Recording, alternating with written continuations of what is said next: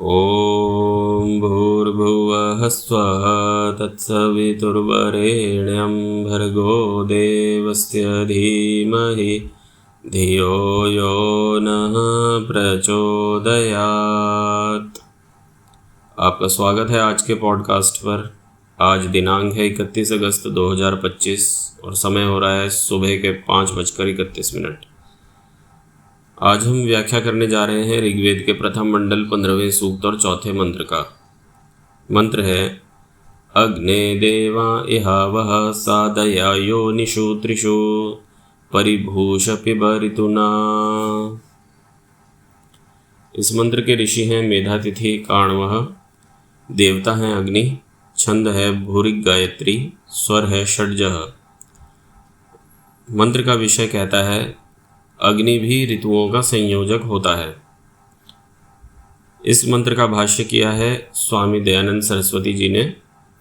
मंत्र का पदार्थ है यह अग्नि प्रसिद्ध व अप्रसिद्ध भौतिक अग्नि यह इस संसार में ऋतुओं के साथ त्रिषु 3 प्रकार के योनिषु जन्म नाम और स्थान रूपी लोकों में देवान श्रेष्ठ गुणों से युक्त पदार्थों को आवह अच्छी प्रकार प्राप्त कराता, सादय स्थापित करता, परिभूष सब ओर से भूषित करता और सब पदार्थों के रसों को पिब पीता है। भावार्थ, दाह गुण युक्त यह अग्नि अपने रूप के प्रकाश से सब ऊपर नीचे व मध्य में रहने वाले पदार्थों को अच्छी प्रकार सुशोभित करता, होम और शिल्प विद्या में संयुक्त किया हुआ दिव्य सुखों का प्रकाश करता है। इस मंत्र में जो चर्चा अग्नि की गई है उसको आप केवल आग न समझें। आग एक बहुत ही स्थूल स्वरूप है अग्नि का, जो हमें दिखाई देता है, जिसे हम अपनी पंच भौतिक इंद्रियों से, यानी कि हम उसको स्पर्श के माध्यम से, रूप के मान दर्शन के माध्यम से हम उसको अनुभव कर सकते हैं। हमारे आगे आग जल रही हो तो हम कह सकते हैं भाई आग जल रही है। अगर मान लीजिए आंखें बंद हो तो उसके ताप से भी हम जान सकते हैं कि भाई आग जल रही है। परंतु अग्नि जो महाभूत है उसका भी एक सूक्ष्म स्वरूप होता है जो अग्नि हमें दिखाई दे रहा है। वह जो सूक्ष्म स्वरूप है, हमने पिछले मंत्र में उसके बारे में चर्चा की थी कि वह विद्युत रूप में होता है। वह दिखाई नहीं देता परंतु विद्यमान होता है। जैसे लोहा है, लोहे में अग्नि विद्यमान है, लेकिन जब उसको ताप दिया जाता है तब वह अग्नि प्रकट होता है। माने बाहर के ताप से अंदर का जो अग्नि है लोहे का वो बाहर निकल के आता है और टेम्परेचर मैच हो जाता है। ठीक उसी प्रकार से जितने भी पदार्थ हैं सभी का अपना अपना एक थर्मल पॉइंट होता है। हर किसी में अपनी एक अग्नि होता है। अग्नि वैसे पुल्लिंग शब्द है, इसलिए हम होता शब्द का प्रयोग कर रहे हैं। हमारे अपने शरीर में भी हमारा एक अपना निश्चित तापमान होता है जो कि हमको अपने आसपास के वातावरण के अनुकूल जीने में सहायता करता है। यदि हमारा शरीर ठंडा पड़ जाए तो हम भी ज़्यादा दिन या ज़्यादा समय तक जीवित नहीं रह सकते। अब इस मंत्र में बताया गया है ये जो दाह गुण युक्त अग्नि है या उसका जो विद्युत स्वरूप है, वह आप जितने भी पदार्थ हैं उनको सूक्ष्म तरीके से, मतलब जब आप उसको दाह करते हैं किसी भी पदार्थ को, तो वह अपने सूक्ष्म कणों में परिवर्तित हो जाता है। तो ये जो विद्युत रूप अग्नि है, यानी कि मुख्य अग्नि, बड़ी अग्नि, स्थूल अग्नि का जो छोटा स्वरूप है, ये उसको ग्रहण कर लेता है। वह अपने साथ बांध लेता है उन छोटे छोटे परिवर्तित पदार्थों को, और उसके बाद वह लोक में विचरण करता हुआ उन पदार्थों को छोड़ता है।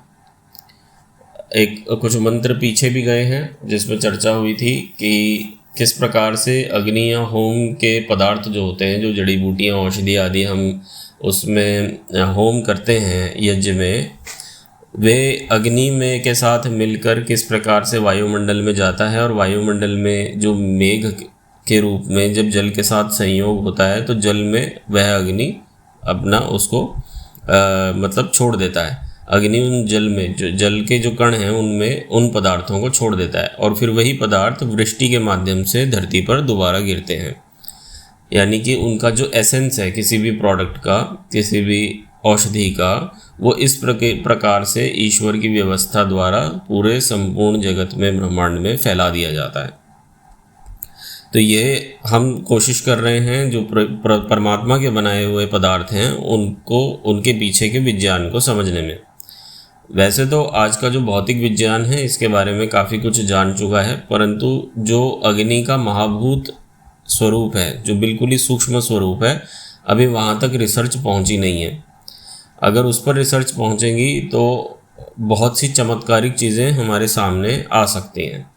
जैसे उदाहरण के लिए आपने सुना होगा कि दिव्यास्त्र, ब्रह्मास्त्र आदि जो अस्त्र शस्त्र हुआ करते थे, जो हमारे पुराणों में, हमारे इतिहास में बताया जाता है, तो ये सब जो पदार्थ थे ये भी कहीं ना कहीं अग्नि के विद्युत स्वरूप से जुड़े हुए होते थे।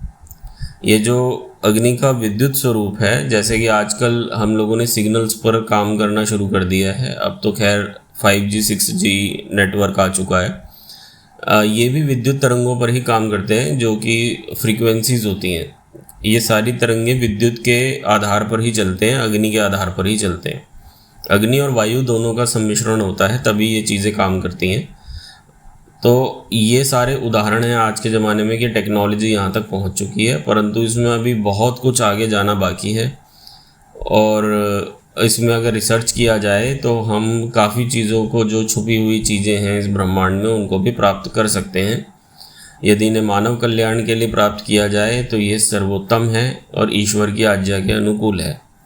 परंतु जैसा कि होता है, हर टेक्नोलॉजी अपने साथ सही और गलत दोनों पहलू लाती है। ये व्यक्ति के अपने चरित्र पर, उसकी मंशा पर, उसकी बुद्धि पर निर्भर करता है कि वह उन तकनीकों का उपयोग किस संदर्भ में करना चाहता है। तो आज के इस भावार्थ को हम विराम देते हैं। मिलते हैं एक अगले मंत्र की चर्चा पर आपसे इसी समय रविवार के दिन। तब तक के लिए मुझे अवकाश प्रदान करें। आपसे फिर मिलता हूँ। नमस्ते। ओम शांति शांति शांति।